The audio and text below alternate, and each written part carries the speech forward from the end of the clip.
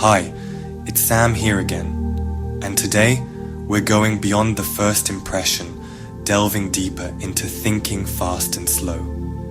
Daniel Kahneman's Thinking Fast and Slow is a masterpiece, and there are more reflections and lessons to be learnt from this incredible book. So I've decided to make a part 2 video outlining some more of the cognitive biases delineated in his book. Before we continue our reflection, please be sure to subscribe to my channel, especially if you're someone who enjoys learning, growing, reflecting, meditating. You've certainly come to the right place. If anything resonates with you in this video, please be sure to like, love, share, comment, and hit that notification bell. So without further ado, let's journey into this second part reflection. The illusion of focus. Why we overestimate what we focus on. Imagine this. You're thinking about buying a new iPad or phone. You spend hours researching features. You compare prices. You obsess over colors. You become so focused on the gadget that you neglect other important aspects of your life. This, my friends, is the focusing illusion. We overestimate the importance of things we focus on. We downplay the significance of other factors. It's like shining a spotlight on one thing, while the rest of the world fades to darkness. Take education, for example. We often overestimate its impact on income. We focus on the years spent in school. We forget about other factors like economic conditions, personal drive, and social skills. These factors play a crucial role in determining success too, not just school and education. On its own, the focusing illusion tricks us into believing that a single element holds all the answers. Next up is the seduction of optimism. Believing we're exempt from misfortune. We all know someone who thinks they're invincible. They take unnecessary risks. They believe bad things only happen to others. This is the optimism bias in action. It's the tendency to underestimate the likelihood of negative events. It's the belief that we're somehow immune to life's pitfalls. This bias can be dangerous. It can lead to poor decisions and unfortunate outcomes. Think about entrepreneurs. They often overestimate the chances of their ventures succeeding. They focus on their brilliant ideas. They neglect the high failure rate of startups. The optimism bias can blind them to the very real risks involved. It's important to acknowledge that bad things can happen to anyone. Optimism is a beautiful thing, but also simultaneously we need to prepare ourselves necessarily for the unexpected. We can't allow ourselves to be lost in an optimism bias. Moving on, the relativity of satisfaction, utility, and the nature of gains. Imagine you receive a $5,000 raise. You'd be ecstatic, right? Now imagine your friend who earns twice your salary receives the same raise.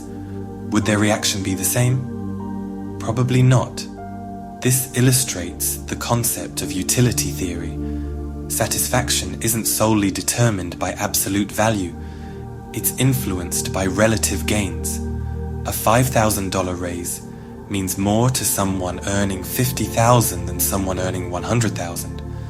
The relative increase in income is greater for the person with the lower salary.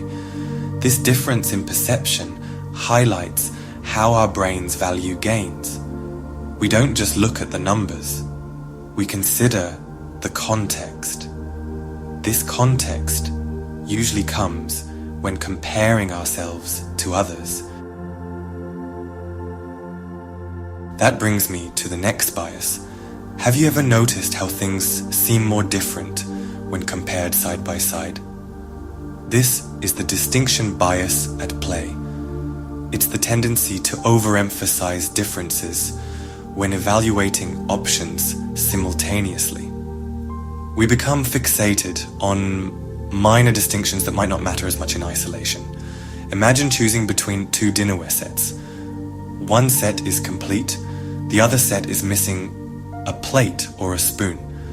When viewed together, the incomplete set seems significantly less appealing.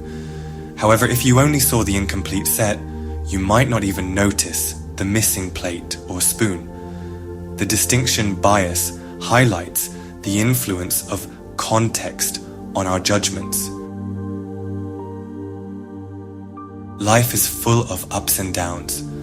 We experience periods of exceptional performance followed by slumps. This fluctuation is natural.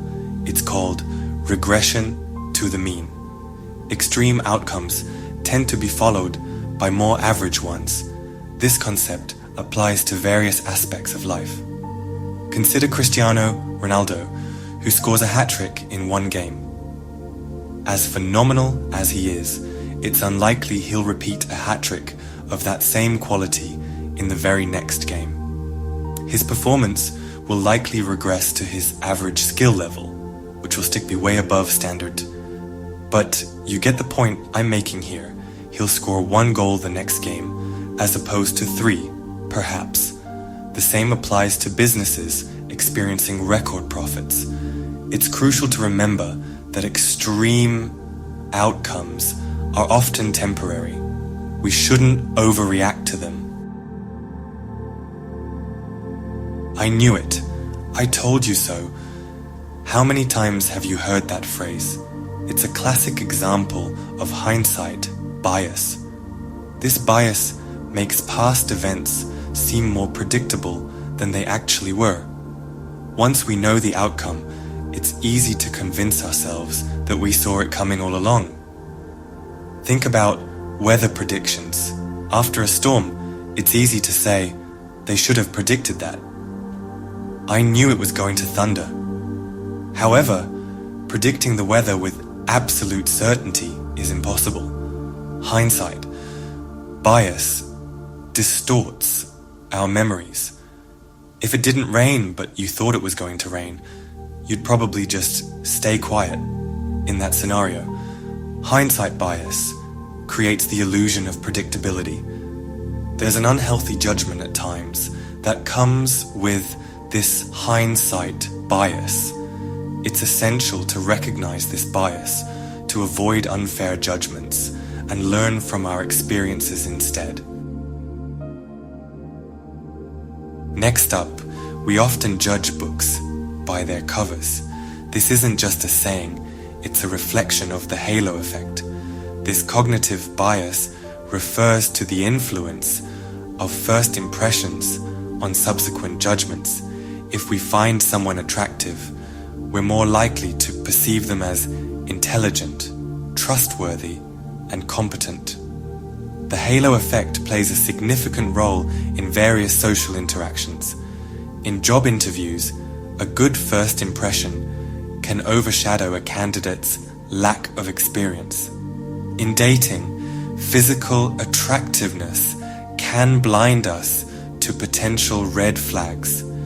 It's important to be aware of the halo effect and its potential to cloud our judgment. Moving on to the deceptive allure of certainty, unmasking the illusion of validity. We crave certainty in an uncertain world. The author alluded to this when covering the hindsight bias. We seek experts who claim to have all the answers. However, this desire for certainty can lead us astray. The illusion of validity describes our tendency to overestimate our ability to predict outcomes based on limited information. Stock market analysts often fall prey to this illusion. They analyze charts, study trends, and make confident predictions. But the market is a complex beast. It's influenced by countless factors, many of which are unpredictable. The illusion of validity reminds us to be humble in the face of uncertainty. It also reminds us that craving for certainty in an unpredictable world is important, but be wary and do your due diligence whenever someone tries to offer you certainty as a product. Don't be beguiled, swindled, duped, or sucker punched by the illusion of validity. We should question our assumptions and acknowledge the limits of our knowledge, and more so, be aware of other people on social media who will try to mislead you or bamboozle you with their deceptive allure of certainty. Next, planning for the future, the wisdom of policies over impulsive decisions. Imagine this. Someone offers you a chance to double your money. All you have to do is flip a coin. Heads, you win. Tails, you lose everything. Would you take the gamble? Many people would hesitate. They understand the risk involved.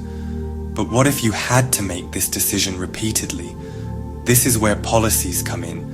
Policies are predetermined guidelines for decision making. They help us make rational choices in the face of temptation or uncertainty.